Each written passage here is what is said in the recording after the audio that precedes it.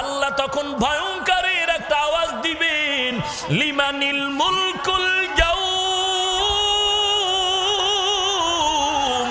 লিল্লাহিল ওয়াহিদিল কাহ্হার। আল্লাহর কুদরতের আওয়াজ এত ভয়ঙ্কর, এত ভয়ঙ্কর, হাসরের ময়দানটা থর থর থর থর করে কাঁপতে থাকবে।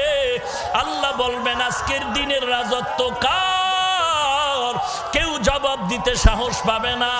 আল্লাহ পাকের ভয়ঙ্কর আওয়াজে হাসরের ময়দানটা কাঁপতে থাকবে।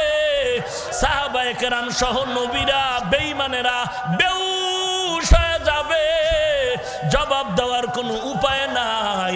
আল্লাহ নিজেই জবাব দিয়া বলবেন, লিমানিল মুলকুল ইয়াউম লিল্লাহিল ওয়াহিদিল কাহ্হার। আজকের দিনের রাজত্ব মহারাগে রাগান্বিত আল্লাহর। আল্লাহ পাকে আওয়াজ দিবেন, সবাই বেহুশ হয়ে যাবে।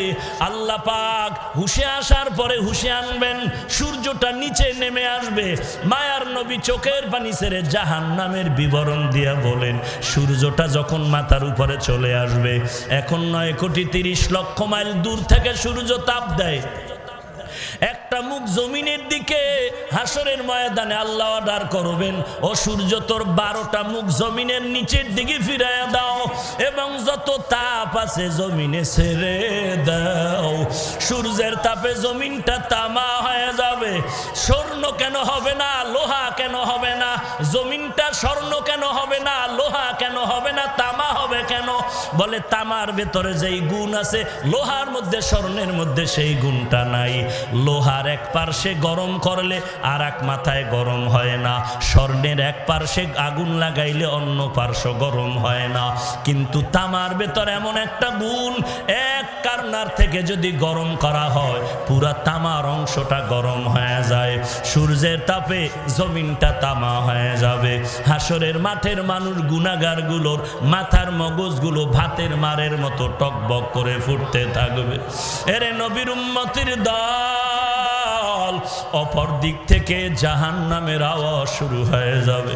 জাহান্নাম আওয়াজ দিবে, আল্লাহ গুনাহগারগুলো আমার পেটের ভিতরে দাও।